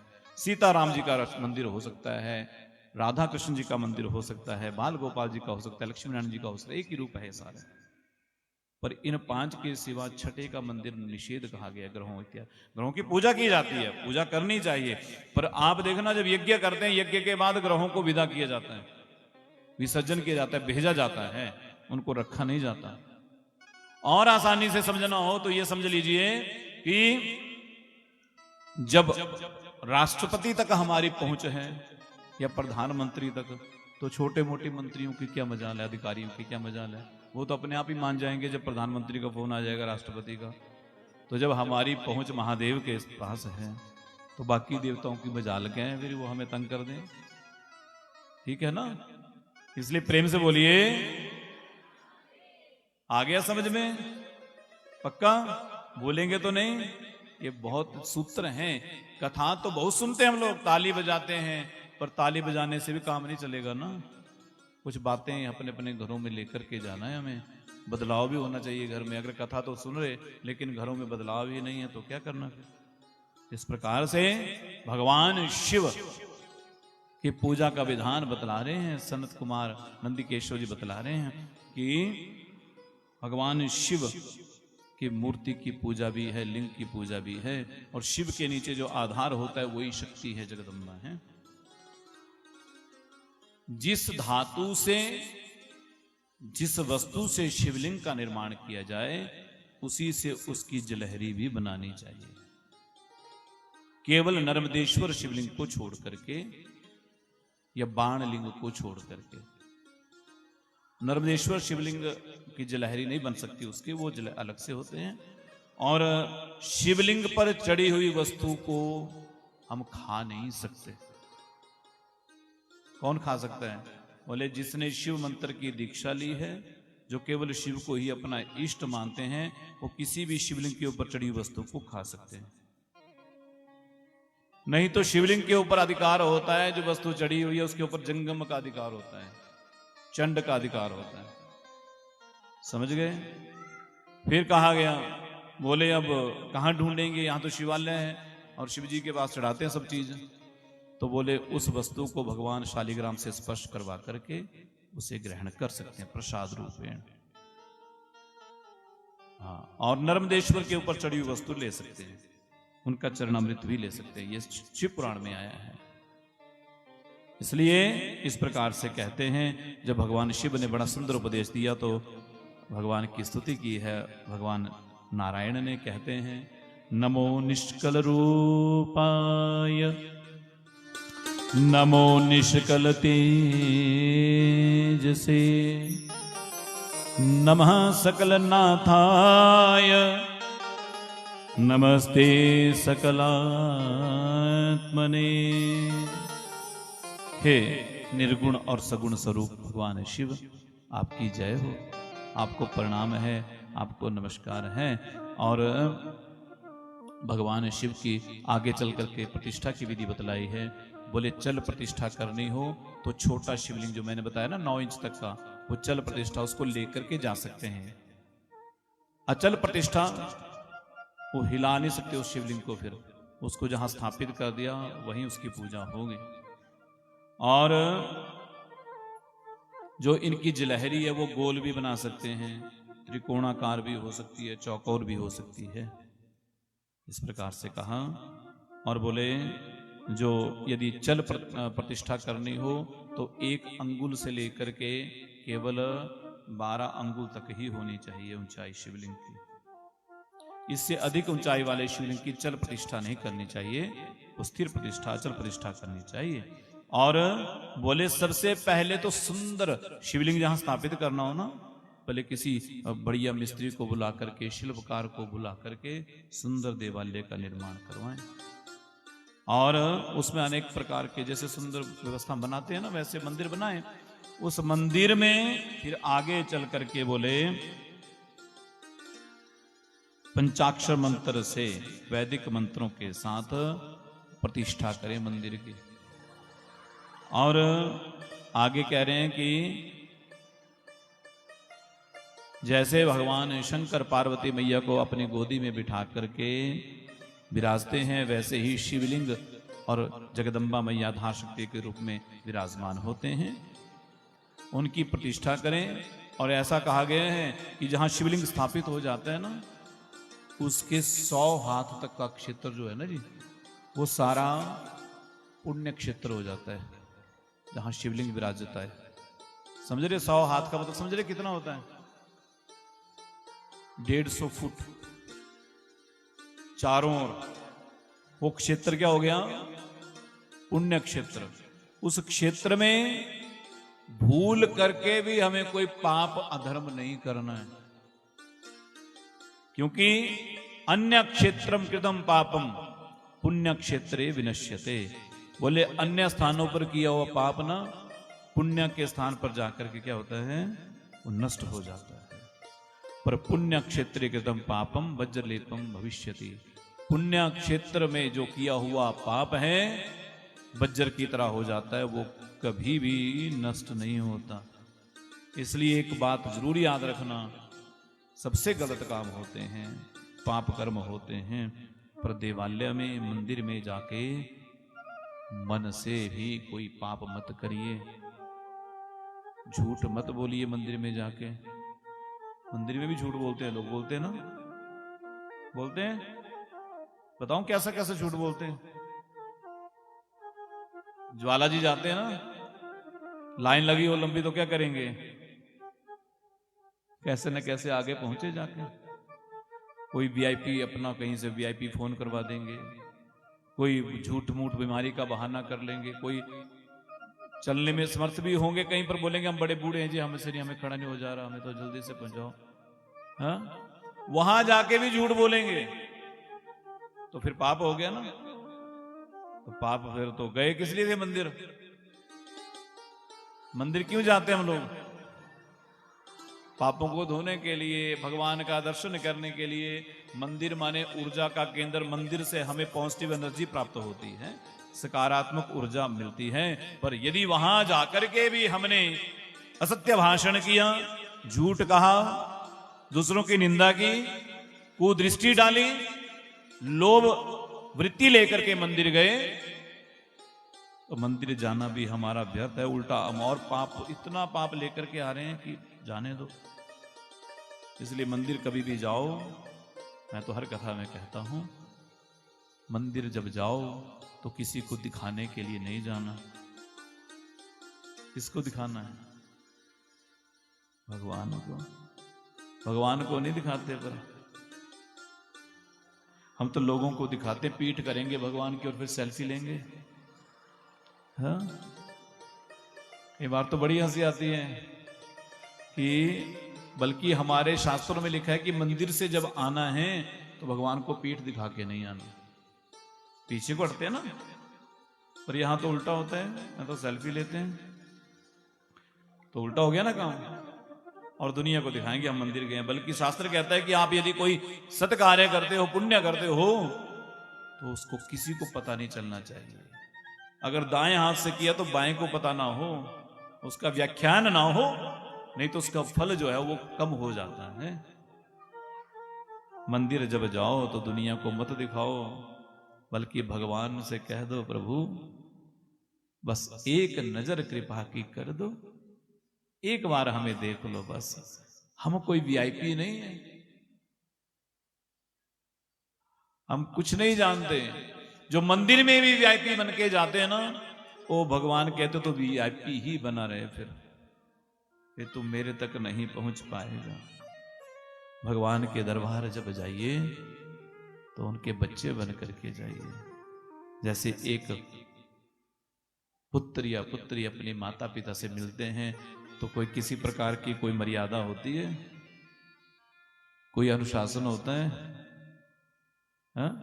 इसलिए भगवान के दरबार जब जाएं तो गलती से भी कोई अपराध ना हो, ऐसा प्रयास करिए। और आगे चल करके कह रहे हैं कि शिवलिंग कैसा बना सकते हैं? बोले माखन का भी बना सकते हैं शिवलिंग। माखन का तो बिजली महादेव में प्रतिवर्ष माखन से ही जोड़ा जाता है शिवलिंग को, तो बिजली पड़ती है ना, तो वो भी तो शिव पुराण में ही आया है। बोले वीर बोले बिना शिव की पूजा किए अन्न जल ग्रहण नहीं करना चाहिए। अब कहीं कहते जी अब शिवलिंग उठा के कहां घूमेंगे, तो बोले अपने अंगूठे में ही शिवलिंग का दर्शन करो। अगर कहीं कोई व्यवस्था नहीं तो शिवलिंग का इसी में भगवान शिव का ध्यान करिए। और आगे चल करके कह रहे हैं कि ये जो अपने आप हम शिवलिंग स्थापित करते हैं ना, ये तो 100 हाथ का है, पर यदि जो स्वयंभू शिवलिंग हैं, जो स्वयं प्रकट हैं, ये ज्योतिर्लिंग हैं या किन्हीं सिद्ध पुरुषों के द्वारा, देवताओं के द्वारा स्थापित शिवलिंग हैं, उनका जो पुण्य क्षेत्र है वो 1000 हाथ का है। समझ गए? इतना महान भगवान शिव की महिमा है। और आगे कह रहे हैं, बोले पंचाक्षर मंत्र का नित्य प्रति 10,000 जप करिए। कितना? 10,000। तो 3 वर्ष में मंत्र सिद्धि हो सकती है। अगर 3 वर्षों तक लगातार 10,000 प्रतिदिन जपा जाए तो। समझ गए? पर 10,000 जपना ऐसा नहीं माला हाथ में घूमती रही, ध्यान हमारा कहीं और, तो नहीं चलेगा काम। ये भगवान शिव का ही परम पावन मंगलमय मंत्र है। और आगे चल करके कह रहे हैं, बोले ये भगवान शिव की पूजा का विधान बतलाया कि पूजा कैसे करनी है। तो पूजा में कहा गया कि मिट्टी लेकर के आए। सबसे श्रेष्ठ शिवलिंग यदि को माना गया है कलयुग में तो पार्थिव माना गया है, मिट्टी का शिवलिंग, बामी की मिट्टी का नित्य प्रति बनाएं और नित्य प्रति विसर्जन करें। अब तो बहुत कम लोग रह गए ऐसे। एक हमारे वहाँ एक बूढ़ी माता होती थी, अब तो बड़े वर्ष हो गए उनको स्वर्गवासी हुए, तो उनका नियम था, घर में पशु भी रखे थे, उनके पति जो थे वो बहुत बड़े पंडित थे, विद्वान थे, तो उनका नियम था कि नित्य प्रति चाहे दिन के 12 बज जाए 1 बज जाए घर का काम करते हुए, तब भी पहले शिवलिंग बनेगा, उनकी पूजा होगी, पूजा होने के बाद ही भोजन ग्रहण करेंगे। और वो शिवलिंग बनाने से उनके हाथ में ऐसा प्रभाव था ना, जो हमने देखा है कि वो किसी को बीमार है ना, उसको कंगना में बांध देना तो उसकी बीमारी दूर हो जाती थी। इतना लोग आते थे स्पेशल मिलने के लिए। ये प्रतिदिन शिवलिंग की पूजा का महात्म्य है। और कई बार तो चली भी जाती थी, कई दिनों के बाद वापस आना, मतलब बिल्कुल ऐसा अद्भुत। हमने उनके दर्शन किए, उनको देखा है। तो ऐसे कह रहे हैं कि भगवान शिव की महिमा अद्भुत है और शिव का पूज नित्य प्रति करना है। शिवलिंग का निर्माण करिए, ओम नमः शिवाय से उसकी प्रतिष्ठा करिए पंचाक्षर से, और फिर जैसी विधि से पूजा कर सकते हो जो कर सकते हो। ऐसा नहीं कथा सुन के गए, मुझे सुनाया कथा में लग गए करने, और फिर 2-4 दिन तो बुखार चढ़ा रहा, जैसे जैसे बुखार उतरा फिर कौन शिवजी और कौन हम, ऐसा भी ना हो। तो जैसा आसानी से निभा सकें, 16 करिए, 10 उपचारों से करिए, 5 उपचारों से भगवान शिव की पूजा करिए, पर करिए जरूर। क्या कहा गया? बोले 16 उपचार विधि क्या है? बोले सबसे पहले आवाहन करना, फिर भगवान को आसन देना, बिठाना। जैसे हमारे घर में कोई आता है ना, तो हम क्या करते हैं?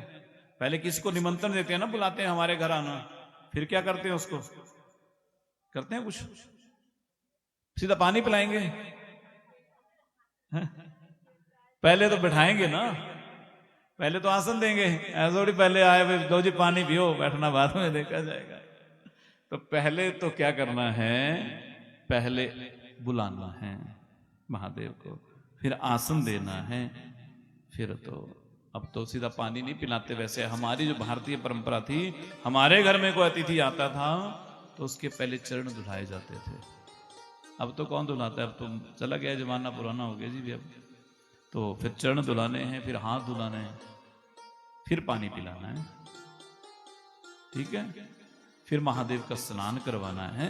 स्नान जल से भी करवा सकते हैं, गंगा जल से भी करवा सकते हैं, दूध, दही, घी, शहद, शर्करा से भी स्नान करवा सकते हैं, पंचामृत से भी स्नान करा सकते हैं। अब अगला प्रश्न आ गया आप लोगों के लिए, हम भी आपको कुछ ना कुछ उत्तर देखे जाएंगे। बताओ भाई पंचामृत में क्या क्या डलता है? दो शब्द हैं, दो शब्द बताऊंगा आपको, पंचगव्य और पंचामृत, दो शब्द हैं। तो पंचामृत में क्या क्या डलता है पहले ये बताओ। हाँ, दूध, दही, शहद, दूध, घी, शहद, शक्कर। बहुत बढ़िया, बिल्कुल ठीक है। कई जगह लोग बोलते गंगा जल डालते हैं, गंगा जल नहीं डालते। ये पंचामृत है, पर ये जो गाय का दूध, दही और घी चाहिए देसी गौ माता का, ये मैंडेटरी है। जैसे हम लोग ब्रांडेड कपड़े पहनते हैं ना, हम कोई खाते भी चीजें तो बढ़िया वाली खाते हैं ना, कोई मिठाई भी खाएंगे बढ़िया खाएंगे, ब्रांडेड चीज खाएंगे, ब्रांडेड पहनेंगे, सारा ब्रांडेड वस्तुएं घर लेके आएंगे, टीवी मोबाइल ब्रांडेड लेके आएंगे, महंगे वाला लेके आएंगे। वैसे मेरे महादेव, मेरे कन्हैया का भी ब्रांड है, केवल देसी गौ माता का दूध, दही, घी। इसके बिना जो पूजा की जाती है वो पूजा संपूर्ण फल नहीं देती है। समझ गए? हम समझदार हैं, बहुत समझदार है, 30 वर्षों से कथा सुन रहे हैं। कितनी देसी गाय हैं 10वीं में? मैं बोल के गया था वो एक आधी तो रख ही लेना, मेरी लाज रख लेना। मैं कथा को उस दिन सार्थक समझूंगा जिस दिन मुझे समाचार दे देंगे आपके हमारे गांव में किसी ना किसी ने एक देसी गाय रख ली है जी। हाँ, बातें नहीं करना। तो एक देसी गौ माता, तभी तो भोलेनाथ जी प्रसन्न होंगे। ये जर्सी के पीछे नहीं चलते। इनके नंदी जी का मूर्ति बनाई है ना, तो ऊपर क्या है उसके, टूट होती है ना, ऊपर गलकंबल होता है। तो ऐसे नंदी के संग महादेव चलते हैं, ऐसे नंदी की सवारी करते हैं। वो बिना ठूठ वालों की सवारी नहीं करते मेरे महादेव। वो तो जरा सी गाय हैं। कैसी है? जरा सी, जर्सी मतलब, है ना। इसलिए देसी गौ माता का दूध, दही, घी मिला होगा तब उसको पंचामृत कहा जाएगा। अच्छा बताओ पंचगव्य क्या होता है? ये तो पंचामृत आ गया ना। पंचगव्य सुना है नाम कभी? अच्छा, हाँ ठीक है जी। हाँ, सारी गाय के पांचों पदार्थ, दूध, दही, घी, गोमूत्र, गोबर, ये पंचगव्य है। और पंचगव्य यदि बिल्कुल विधि से बनाया जाए, उसमें गोबर की मात्रा कितनी हो, गोमूत्र की कितनी हो, दूध की कितनी हो, दही की कितनी हो, तो बोले ये बड़ी से बड़ी बीमारी को दूर कर देता है जो उसका प्राशन करता है, पीता है। दहत्यर अग्नि वेदनम, सारी बीमारियां हमारे पेट से चलती हैं और इसका प्राशन करने से वो बीमारियां दूर हो जाती है। एंटीबायोटिक है ये। तभी तो क्या करते थे पहले, जब नूतन किसी बच्चे का जन्म होता था तो पिलाते थे ना गाय का गोमूत्र। तो गोमूत्र नहीं, वास्तव में पंचगव्य प्राशन की विधि है। जब तक बोले बाहर से तो हम स्नान से शुद्ध हो जाते हैं, पानी से नहाते ना, साबुन लगाते हैं, पर भीतर की शुद्धि पंचगव्य प्राशन से ही होती है, आंतरिक शुद्धि। ये पंचामृत और पंचगव्य देसी गौ माता का ही होना चाहिए। तो इससे स्नान कराएं महादेव को, पंचामृत से, पंचगव्य से नहीं कराना। किससे कराना? पंचामृत से। और फिर स्नान कराने के पश्चात हो सके तो अभिषेक भी कर लो। मंत्र आते तो ठीक है, नहीं तो ओम नमः शिवाय बोल के ही कर लो।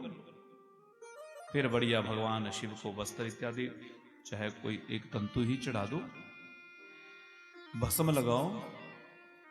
और भस्म लगाने के बाद भस्म, जब भगवान शिव की पूजा, वो तो मैं बताने भूल गया, कि भगवान शिव की जब पूजा प्रारंभ करनी है ना, बिना त्रिपुंड और बिना रुद्राक्ष के भगवान शिव की पूजा हो ही नहीं सकती। चाहे स्त्री है चाहे पुरुष है, सबको त्रिपुंड और रुद्राक्ष धारण करके ही भगवान शिव की पूजा करनी है। शिवम भूत्वा शिवम यजेत, शिव पुराण में लिखा है। और यहां ऐसा भी लिखा है कि शिवलिंग का अधिकार सबको दिया है, किसी को मना नहीं किया है। स्त्री हो पुरुष हो जो भी हो, सब भगवान शिवलिंग की पूजा कर सकते हैं। किसी को चतुर्वर्णों को दिया गया, चातुर्वर्णों को, किसी को नहीं कहा कि आपको नहीं करनी। ये तो सब भ्रांतियां फैलाते हैं लोग। तो ये कहा गया यहां। और बोले फिर भस्म लगाओ, भस्म लगाने के पश्चात यज्ञोपवीत जनेऊ चढ़ाते हैं। वो तो षोडशोपचार विधि में है ना। चंदन का तिलक भी लगाना चाहिए महादेव को, कुमकुम नहीं लगाते महादेव को, चंदन लगा सकते हैं, पीला सफेद लाल चंदन भी लगा सकते हैं, ठीक है। चावल साबुत चढ़ाने हैं, अक्षत जो टूटे ना हो, टूटे हुए नहीं चढ़ाते, साबुत चावल चढ़ाने। पुष्प चढ़ाइए। और फूल चढ़ाना कैसे? फूल कभी भी भगवान किसी भी मूर्ति पर चढ़ाओ तो हम क्या करते हैं, ठोस वाला हिस्सा ये जो वाला है ना, इसको भगवान के ऊपर रखते हैं और फूल को अपनी ओर करते हैं मुंह, है ना, वो गलत है। कोमल हिस्सा भगवान के ऊपर चढ़ाना है। ये वज्र होता है, ये नहीं चढ़ाते ऊपर। फूल ऐसे चढ़ाना चाहिए, या फिर खोल के चढ़ाना, तो बीज नहीं चढ़ाने साथ में, ऊपर की पंखुड़ियां लो वही चढ़ाओ। बिल्व पत्र भगवान को प्रिय है, बिल्व पत्र जरूर चढ़ाना चाहिए। हाँ ऐसे भी चढ़ा सकते हैं, कोई दिक्कत नहीं। सीधा वो वज्र लगता है ना, और ठोस नहीं चढ़ाते। और बिल्व पत्र भी चढ़ाना चाहिए। बिल का वृक्ष तो साक्षात शिव ही है, ये समझ लीजिए आप। और खासकर जो शैव हैं, जो भगवान शिव को अपना इष्ट मानते हैं, बोले उनको तो गलती से भी बिल का पेड़ काटना नहीं चाहिए, टहनी भी नहीं तोड़नी चाहिए। समझ गए? जिन्होंने शिव मंत्र की दीक्षा ले रखी है, उनको कदापि बिना नहाए तो किसी को भी बिल के वृक्ष का स्पर्श नहीं करना। हम तो क्या करते हैं, बिना नहाए बिलपत्री तोड़ के ले आते हैं, ये नहा के करेंगे जी पूजा। बिल्व का स्पर्श जूता चप्पल पहन के नहीं करना। समझ गए? ये तो गड़बड़ है ना मामला। इसलिए जब तोड़ने जाओ तो थोड़ा पीछे खोल करके फिर तोड़िए। यहां तक कहा गया है कि नाखून भी नहीं लगाना, नाखून का स्पर्श ना हो बिल्व को, क्योंकि वो अगर पीड़ा होगी तो भगवान शिव को ही पीड़ा होगी, साक्षात शिव हैं। और बिल्व के वृक्ष के नीचे बैठ करके जो तप साधना की जाती है, बोले 66 करोड़ तीर्थों का फल मिलता है। कितना? 66 करोड़ तीर्थ कितने होंगे, अब विचार करिए आप लोग। शिव भगवान का बिल के नीचे बैठ के इतना महात्म्य है। जो वहां दूध लस्सी चढ़ाते हैं ना बिल के वृक्ष को, उसको सब तीर्थों के पुण्य मिल जाते हैं। यह है बिल्व वृक्ष की महिमा, बिल्व पत्र की महिमा। त्रिदलम त्रिगुणाकारम त्रिजन पाप संहारम बिल पत्रम शिवर्पणम। बोले 3 दल वाला बिल पत्र भगवान शिव को जो अर्पित करते हैं, बोले ये तीनों प्रकार के पापों को तापों को दूर करने वाला है। त्रिदल त्रिगुणाकारम। और 3 प्रकार के ही पाप हमारे से होते हैं। कौन कौन से? मनसा वाचा कर्मणा। ये 3 ही पाप हमारे से होते हैं, और 3 ही प्रकार की पीड़ाओं से हम ग्रसित हैं। कौन सी? दैहिक दैविक भौतिक तापा। 3 ही प्रकार के, शारीरिक मानसिक और बौद्धिक भौतिक। समझ गए? इस 3 प्रकार के तापों को भी भगवान शिव को जो बिल्वपत्र अर्पण करते हैं तो दूर कर देता है। कोटि कन्या समम दानम। बोले 1 बिल्वपत्र अगर आपने श्रद्धा से भाव से अर्पित कर दिया तो बोले करोड़ों कन्यादान के बराबर उसका पुण्य मिलता है। समझ गए? मैं एक दिन मेरे को बता रहे थे कोई, आपको बताएंगे बिलपत्र कैसे चढ़ाना चाहिए। ऐसे कभी नहीं चढ़ाना बिलपत्र। हम ऐसे चढ़ाते हैं ना, ऐसे मना किया गया। ये उंगली नहीं लगानी, इन दोनों उंगलियों में पकड़ना है बीच में बेलपत्र। ऐसे भी नहीं, वैसे तो उन्होंने ऐसे कहा कि ऐसे पकड़ के ऐसे चढ़ा दो, इन दोनों के बीच में उसको दबा के ऐसे चढ़ाना चाहिए बेलपत्र। तो ये विधि बताइए। उतारने के लिए ये कहा गया, उतारना ऐसे ऐसे, उतारना जैसे हम चढ़ाते हैं वैसे नहीं चढ़ाना, चढ़ाना ऐसे है, उतारना ऐसे है। तो ये विधि है भगवान शिव को बिल्व पत्र चढ़ाने की। नित्य प्रति बिल्व पत्र चढ़ाइए भगवान शिव को। चढ़ाते हैं, मुझे भी पहुंचाने, मैं भी कल से नहीं चढ़ा पाया, आज नहीं चढ़ा पाया, कल तो चढ़ा दिया था, आज नहीं चढ़ा पाया, तो मिला नहीं। सुबह सुबह जल्दी उठ जाते हैं तो पहुंचाना आज बिल्व पत्र। हमारे घर में नियम है कि नित्य प्रति बिल्व पत्र चढ़ाया ही जाएगा। हाँ हाँ बिल्कुल बिल्कुल, वो बिल्व पत्र बासी नहीं होता। हाँ, पर एक बात और ध्यान रखना, सोमवार को नहीं तोड़ना, संक्रांति को नहीं तोड़ना, शिवरात्रि को नहीं तोड़ना, और भी तिथियां पर ये 3 तो रखना याद। हाँ, पर ये 3 तो विशेष रूप से याद रखना, शिवरात्रि, सोमवार, संक्रांति नहीं तोड़ना। दोपहर के बाद नहीं तोड़ना, शाम को नहीं तोड़ना, 12 बजे के बाद नहीं तोड़ना, सुबह सुबह तोड़ना है। ये शिव पुराण में लिखा है। बड़ा मामला गड़बड़ हो गया जी, क्यों बताया आपने? बढ़िया था जैसे तोड़ रहे थे। प्रेम से बोलिए, ये पूजा के विधान में है ये सारी बातें, कब तोड़ना कब नहीं तोड़ना। अब आज के बाद नहीं तोड़ना, ऐसा प्रयास करना। नहीं तोड़ पाए हो ना, तो ऐसा भी लिखा है कि जो पुराना पत्ता है उसी को धो करके पुनः चढ़ा दीजिए। समझ गए?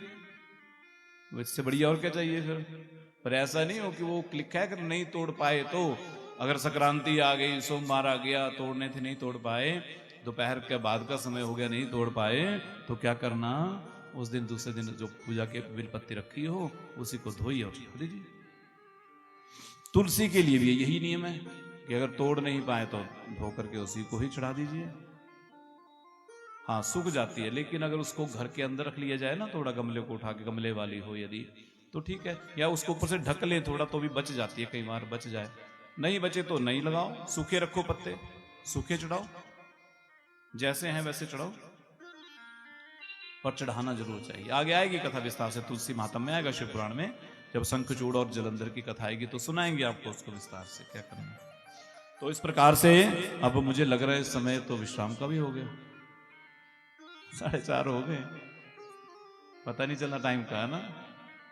तो बिल्व पत्तर चढ़ाएं, दुर्वा चढ़ाएं, भांग पत्तर भी चढ़ाते हैं, ठीक है, आंख धतूरा भी चढ़ाते हैं, अलग अलग से विधान हैं सारे, पर विशेष रूप से बिल्व पत्तर तो चढ़ाना ही है, दुर्वा चढ़ाने, पुष्प चढ़ाने हैं।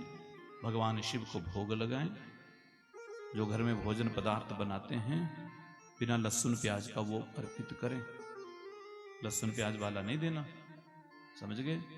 भगवान शिव को भोग लगाने के पश्चात यदि तो ठाकुर जी साथ में हैं शालिग्राम, तो उन्हें भोग लगा दो, तो ग्राह्य है। यदि घर में ठाकुर जी नहीं है तो फिर उस जो भगवान शिव को भोग लगाया उस भोग को गौ माता को खिला दो, नंदी को खिला दो, समझ गए, प्रसाद जो है। और इस प्रकार से भोग लगाओ, फिर आरती करो भगवान शिव की, फल इत्यादि चढ़ा दो। भगवान को भोग जब लगाओ तो ये प्रार्थना जरूर करो कि तुदीयमस्तु गोविंदम तुभ्यमेव समर्पे गृहाण समुखो भूत्वा प्रसीद परमेश्वर। बोले हे महादेव, आपका ही अर्पित किया हुआ है, आपने हमें सब, हम संसार में कुछ नहीं लेके आए थे, आए थे कुछ लेके, खाली हाथ आए थे ना, और खाली हाथ ही जाना है, इसलिए कुछ लेके आए नहीं थे। जो दिया महादेव आपने दिया, तो तेरा तेरे अर्पण क्या लागे मेरा। ये प्रभु आपकी ही वस्तु है, आप स्वीकार करें। और मांगना भी कुछ नहीं है, मांगना क्या है? बोले सदा हमारे ऊपर प्रसन्न रहिए बस, क्योंकि जा पर कृपा राम की होई ता पर कृपा करहि सब कोई। जिस पर मेरे महादेव कृपा कर देते हैं, भगवान की कृपा हो जाती है, उस पर सब कृपा कर देते हैं।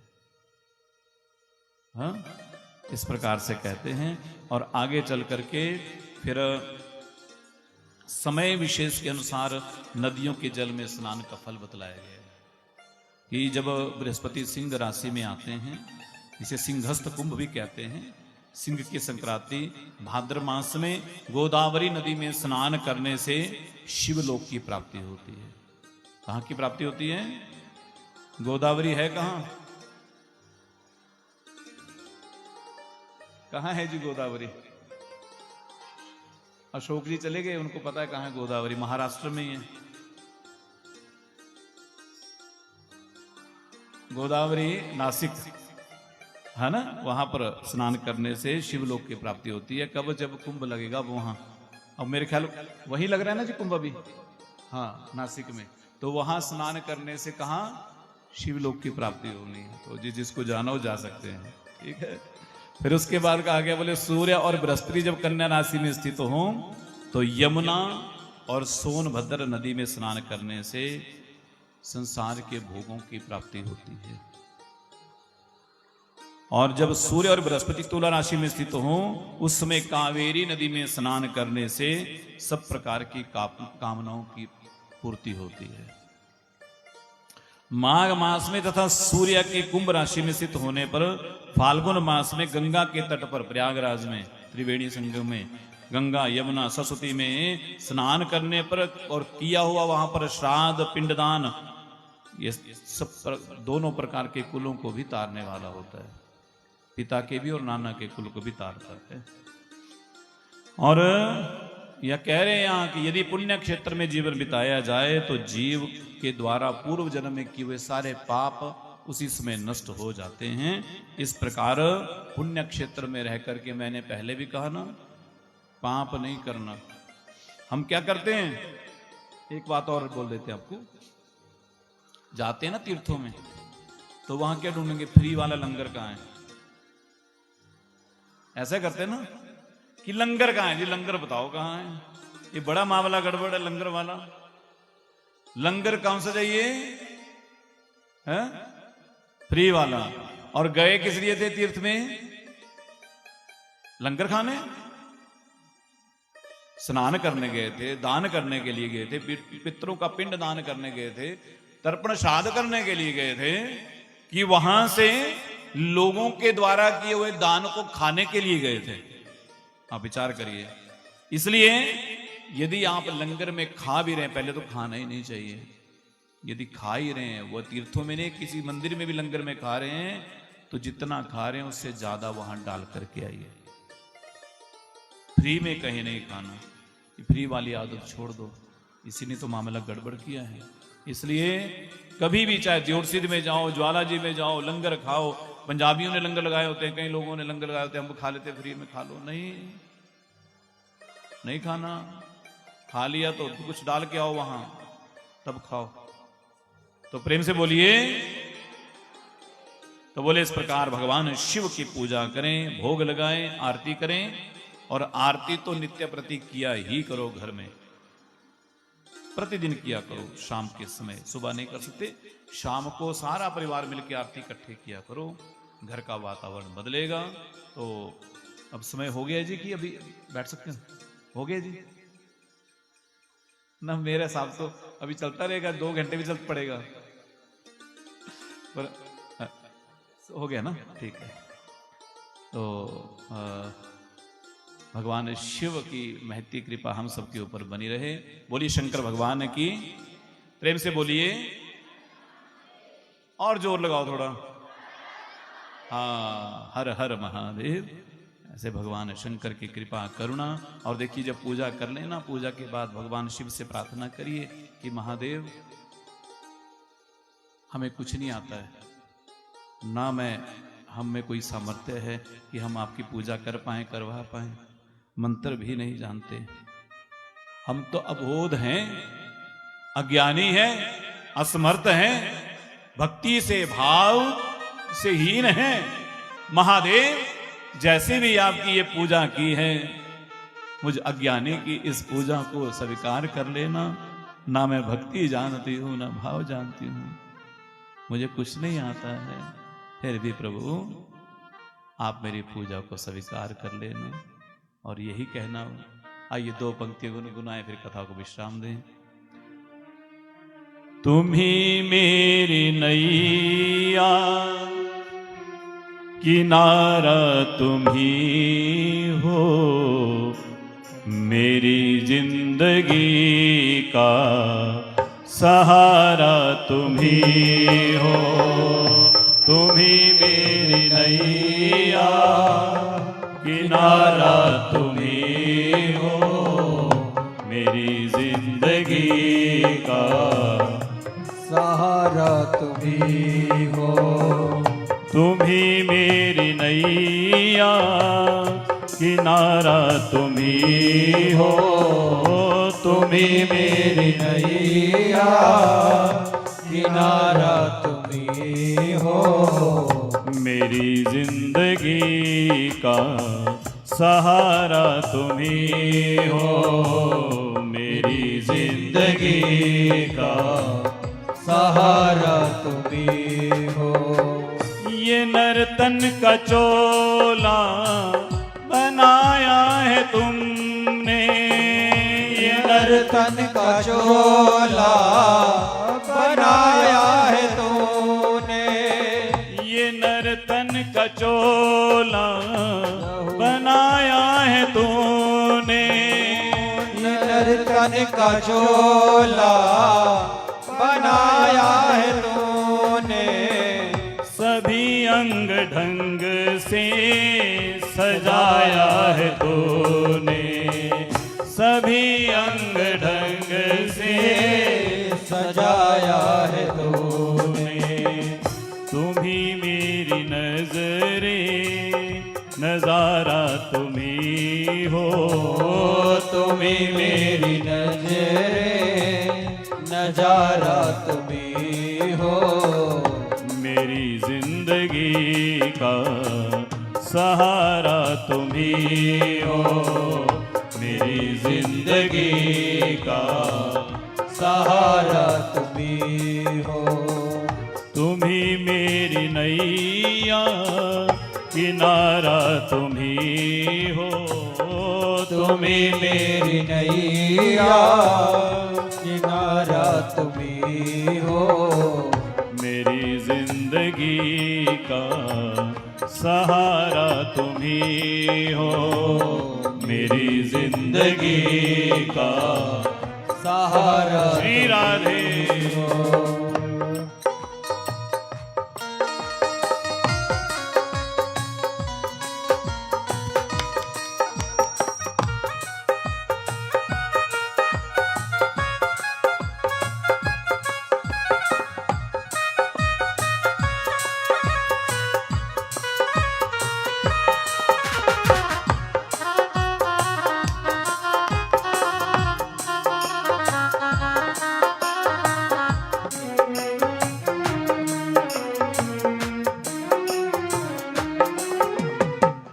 तुम ही सूर्य बन कर चमकते हो प्यारे, तुम ही सूर्य बन कर चमकते हो प्यारे, तुम ही सूर्य बन कर चमकते हो प्यारे, तुम ही सूर्य बन कर चमकते हैं प्यारे, बिजली बन कर कड़कते हो प्यारे, तुम्हें बिजली बन कर कड़कते हो प्यारे, तुम ही चांद तारे सितारा तुम ही हो, तुम ही चांद तारे सितारा तुम ही हो, मेरी जिंदगी का सहारा तुम ही हो, मेरी जिंदगी का सहारा तुम ही हो, तुम ही मेरी नैया किनारा तुम ही हो, तुम ही मेरी नैया किनारा तुम ही हो, मेरी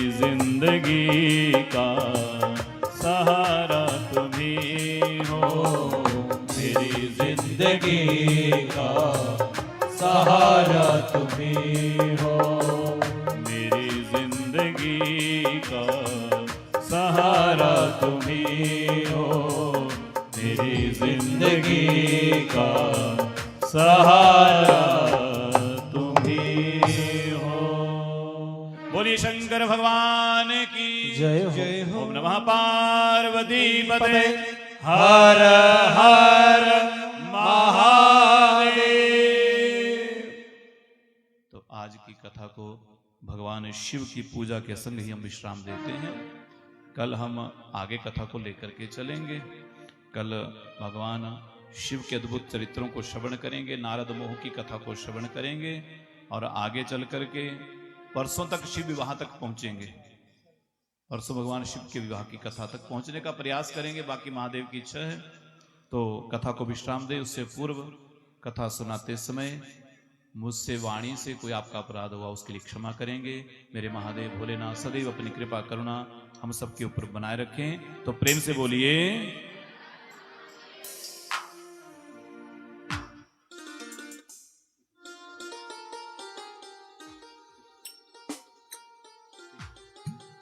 कल कथा का समय 1 बजे रहेगा। कल आपने ठीक 1 बजे आ जाना है, ठीक है जी।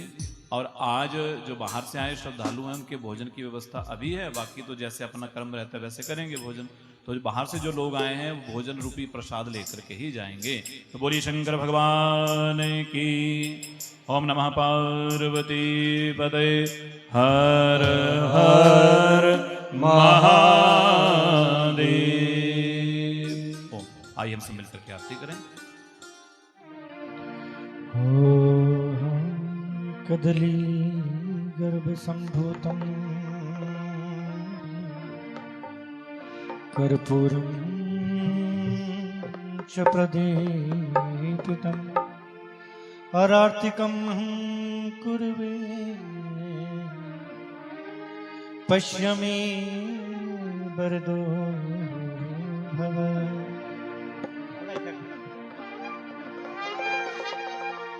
चंद्रमा मनिषो जातः चक्षुः सूर्यो जातः श्रोत्राद्वायुश्च प्राणाः मुखादग्निरजः।